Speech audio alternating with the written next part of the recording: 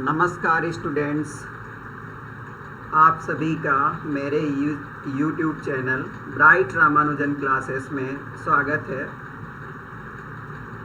Students,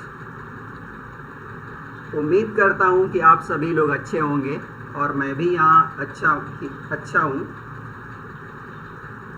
students, मैंने इस channel का नाम ब्राइट रामानुजन क्लासेस रखा है, तो इसके पीछे का एक रीज़न है कि मुझे मैथ्स से कोई बहुत ज़्यादा इंटरेस्ट नहीं था 10th तक।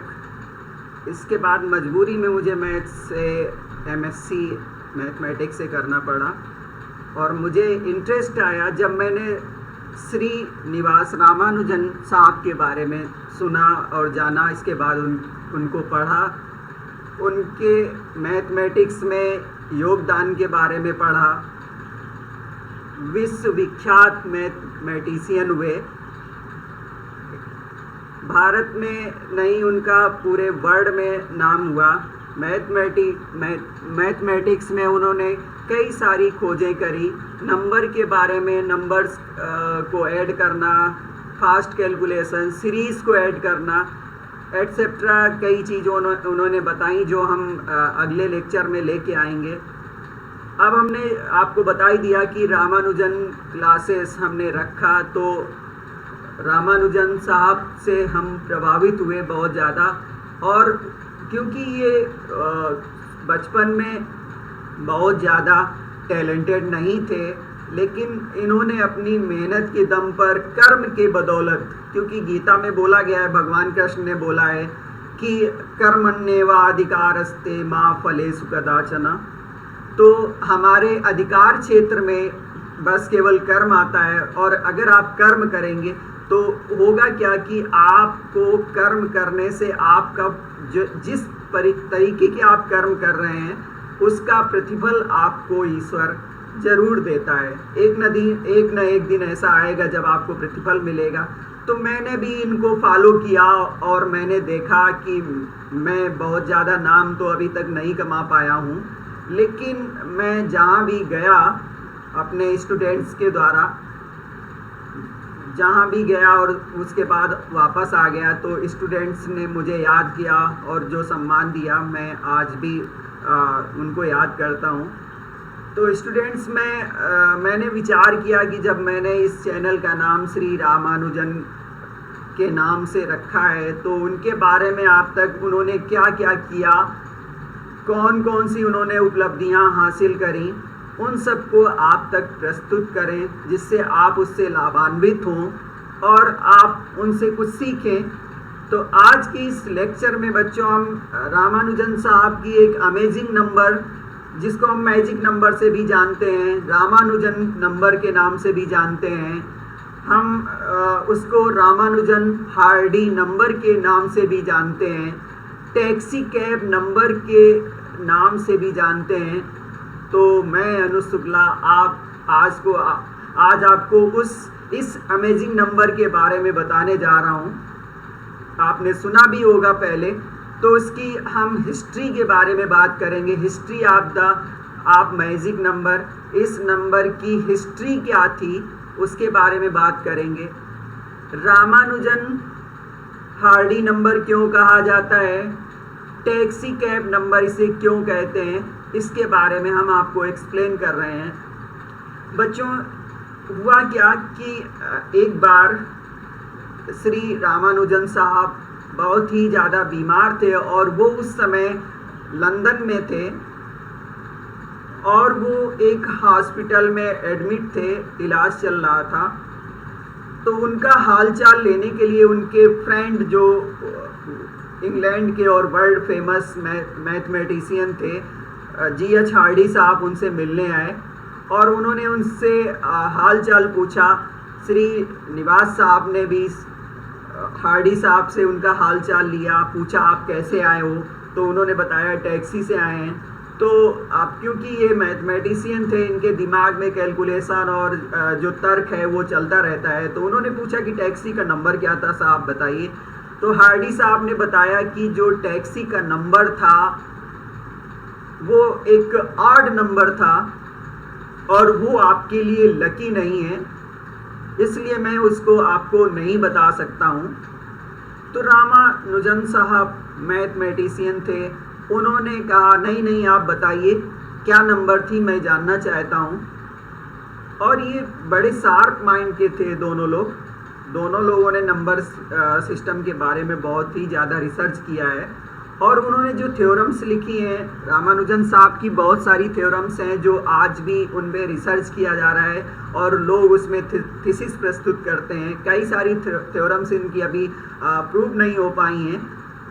तो हार्डी साहब ने उनको बताया कि ये जो नंबर थी वो एक मैजिक 1729 थी, 1729 थी, ये ऑड नंबर है और ये आपके लिए अनलकी नंबर है। बिना कोई देर किए हुए श्री निवास रामानुजन साहब ने श्री हार्डी साहब को ये आंसर दिया, रिप्लाई किया कि ये जो नंबर है ये अमेजिंग नंबर है, ये मेरे लिए अनलकी नहीं है, ये मेरे लिए बहुत ही ज़्यादा लकी है, क्योंकि this number can be expressed, उन्होंने बताया it is the smallest number which can be expressed as a sum of cube of two numbers in two different ways, दो विभिन्न तरीके से दो नंबर के क्यूब के सम के रूप में इसको लिखा जा सकता है। और ये एक स्मॉलेस्ट नंबर है जिसको ऐसा किया जा सकता है, इससे छोटी कोई नंबर नहीं है जिसको हम दो नंबर के क्यूब के सम के रूप में दो विभिन्न तरीके से हम इसको लिख सकते हैं। यही एकमात्र स्मॉलेस्ट नंबर है, उन्होंने ये बताया हार्डी साहब को। कहा ये मेरे लिए अनलकी नहीं है, ये वेरी लकी नंबर है। तो उन्होंने बताया कि जो नंबर है इसको हम 10 क्यूब प्लस 9 क्यूब, आप क्यूब का मतलब समझते हैं कि 10 क्यूब का मतलब है 10 इंटू 10 इंटू 10, मल्टीप्लाई करेंगे तो 1000 होगा, और 9 इंटू 9 इंटू 9 करेंगे तो 729 होगा। तो एक तरीका इसको लिखने का ये है, और एक तरीका है 12 क्यूब प्लस 1 क्यूब। तो 12 क्यूब 12 इंटू 12 इंटू 12 1728 हो रहा है, और प्लस 1 किया तो जब इसको हमने इसकी वैल्यू फाइंड की तो ये क्या है 1000 प्लस 729 इक्वल टू 1728 प्लस 1। तो इसका जो रिजल्ट आएगा वो 1729 आएगा। तो रामानुजन साहब ने बताया कि ये नंबर मेरे लिए बहुत ही ज़्यादा लकी है, और ये दुनिया में एकमात्र ऐसी सबसे छोटी संख्या है, ऐसी सबसे स्मॉलेस्ट नंबर है जिसको हम दो नंबर के क्यूब के सम के फॉर्म में दो विभिन्न तरीके से लिख सकते हैं। इससे छोटी कोई नंबर नहीं है जिसको ऐसे किया जा सके। इससे बड़ी तो बहुत सारी नंबर हैं, उससे बड़ी बहुत सारी नंबर्स हैं जिनको हम इस तरीके से लिख सकते हैं। बस अगर अब इससे बड़ी नंबर लिखना चाहते हैं तो हम पूरे में से 2 से मल्टीप्लाई कर दें, मतलब 2 into 10 cube plus 2 into 9 cube equal to 2 into 12 cube plus 2 into 1 cube, तो हमें इससे बड़ी नंबर मिल जाएगी। और 3 से मल्टीप्लाई कर दें तो ऐसे तो हमें इनफाइनाइट नंबर मिलते चले जाएंगे जो दो नंबर की क्यूब के सम के रूप में दो विभिन्न तरीके से लिखे जा सकते हैं। लेकिन 1729 एक ऐसा नंबर है जो स्मॉलेस्ट है, इससे छोटा है ही नहीं, जो दो नंबर के सम की क्यूब के रूप में दो विभिन्न तरीके से लिखा जा सकता हो। तो रामानुजन साहब ने इस नंबर को इस तरीके से एक्सप्लेन किया, क्योंकि उनके जो शार्प माइंडेड थे तुरंत उन्होंने सोच लिया और वो ऐसा इसको कर पाए। तो बच्चों है ना ये अमेजिंग नंबर, कितनी अमेजिंग नंबर है। उन्होंने interested answer without taking any time he has responded. तो इस तरीके से उन्होंने इसका रिप्लाई किया। तो तो ये नंबर एक अमेजिंग नंबर है, ये हम लोग जान पाए।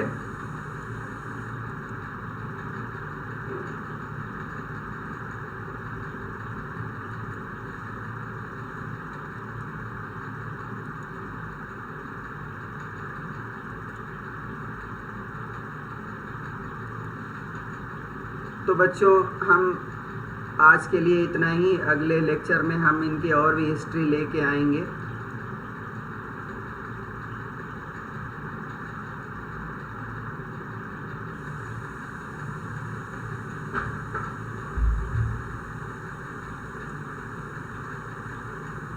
हो गया।